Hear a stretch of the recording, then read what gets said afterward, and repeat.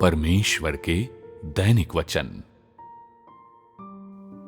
बहुत सी चीजें हैं जिन्हें तुम लोगों द्वारा हासिल किए जाने की मैं आशा करता हूं, लेकिन तुम्हारे सारे कार्य, तुम्हारे जीवन की सभी बातें मेरी अपेक्षाएं पूरी करने में असमर्थ हैं। इसलिए सीधे मुद्दे पर आकर अपनी इच्छा तुम्हें बताने के अलावा मेरे पास और कोई चारा नहीं है। ये देखते हुए कि तुम्हारी परख कमजोर है और तुम्हारी समझ भी उतनी ही कमजोर है, तुम लोग मेरे स्वभाव और सार से लगभग पूरी तरह से अनजान हो। इसलिए यह अत्यावश्यक बात है कि मैं उसके बारे में तुम लोगों को सूचित करूं। चाहे तुमने पहले कितना भी समझा हो, चाहे तुम इन मुद्दों को समझने के इच्छुक हो या नहीं, फिर भी मुझे उनके बारे में तुम्हें विस्तार पूर्वक बताना होगा। ये मुद्दे तुम लोगों के लिए बिल्कुल अपरिचित नहीं हैं। फिर भी तुम लोग इनमें निहित अर्थ की अधिक समझ, उससे अधिक परिचय नहीं रखते। तुम में से बहुतों के पास इनकी केवल कुछ धुंधली सी समझ है, जो कि आंशिक और अधूरी है। तुम लोगों की सत्य का बेहतर ढंग से अभ्यास करने, मेरे वचनों का बेहतर ढंग से अभ्यास करने में मदद करने के लिए मुझे लगता है कि ये ऐसे मुद्दे हैं जिनसे तुम लोगों को सबसे पहले अवगत होना चाहिए, वरना तुम लोगों का विश्वास अस्पष्ट, पाखंड युक्त और धर्म के प्रतीक चिन्हों से भरा होगा। अगर तुम परमेश्वर के स्वभाव को नहीं समझते, तो तुम्हारे लिए उस काम को करना असंभव होगा जो तुम्हें उसके लिए करना चाहिए। अगर तुम परमेश्वर के सार को नहीं जानते, तो तुम्हारे लिए उसके प्रति आदर रखना और उसका भय मानना असंभव होगा। इसके बजाय तुम केवल बेपरवाह ढंग से यंत्रवत काम करोगे, वाकछल करोगे और इतना ही नहीं, सुधारी न जा सकने वाली ईश निंदा करोगे।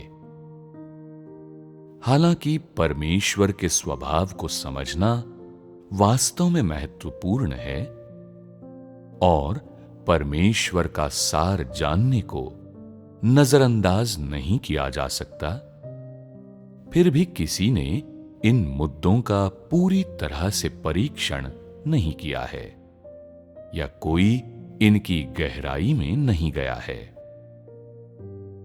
यह स्पष्ट देखा जा सकता है कि तुम सब लोगों ने मेरे द्वारा दिए गए सभी प्रशासनिक आदेश खारिज कर दिए हैं। अगर तुम लोग परमेश्वर के स्वभाव को नहीं समझते, तो बहुत संभव है कि तुम उसके स्वभाव को ठेस पहुंचा दो।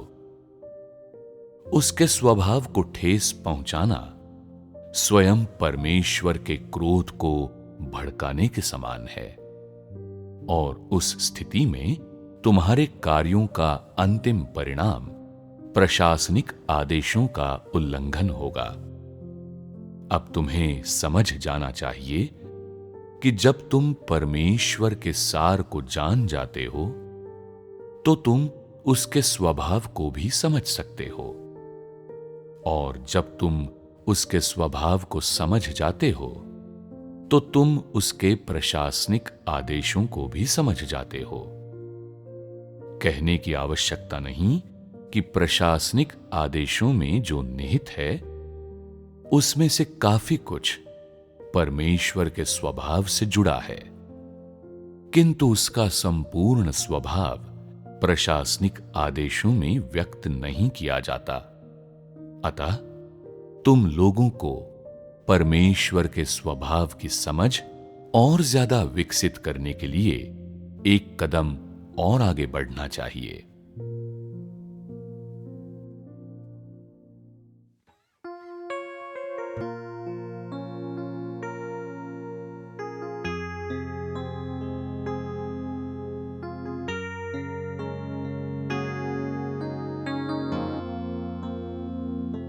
अगर तुम नहीं समझते ईश स्वभाव तो तुम ईश्वर के लिए वो नहीं कर सकते जो करना चाहिए।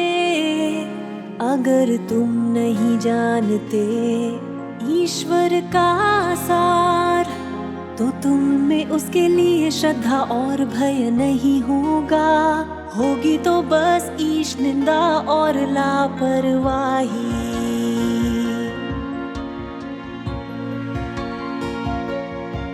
अगर तुम लोग नहीं समझते ईश स्वभाव तो ईश्वर का अपमान कर सकते हो, उसका क्रोध भड़का सकते हो और ऐसे उसके आदेशों का उल्लंघन कर सकते हो। हालांकि ईश्वर का स्वभाव और सार जानना जरूरी है, लेकिन किसी ने इनकी गहराई से जांच नहीं की। स्पष्ट है तुमने ठुकरा दिए हैं ईश्वर के प्रशासनिक आदेश। अगर तुम लोग नहीं समझते ईश स्वभाव तो ईश्वर का अपमान कर सकते हो,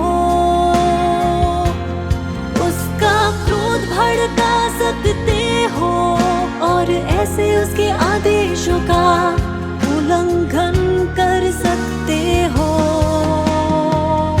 ईश्वर चाहे कि तुम लोग उसके स्वभाव को जानो, ये उसके काम के विरुद्ध नहीं है। अक्सर उसके आदेशों के विरुद्ध जाओगे तो जरूर दंड पाओगे तुम सब। क्या उसका काम पूरी तरह व्यर्थ न हो जाएगा? इसलिए ईश्वर मांग करे कि अपनी हरकतों को लेकर सचेत रहो। ये ईश्वर की बड़ी मांग है, इस पर पूरा ध्यान दो। अगर तुम्हारी हरकतें ईश्वर का महान क्रोध भड़काए, इसके नतीजे तुम सबको ही भुगतने होंगे। तुम्हारी जगह कोई और सजा न पाएगा। अगर तुम लोग नहीं समझते ईश स्वभाव तो ईश्वर का अपमान कर सकते हो, उसका क्रोध भड़का सकते हो और और ऐसे उसके आदेशों का उल्लंघन कर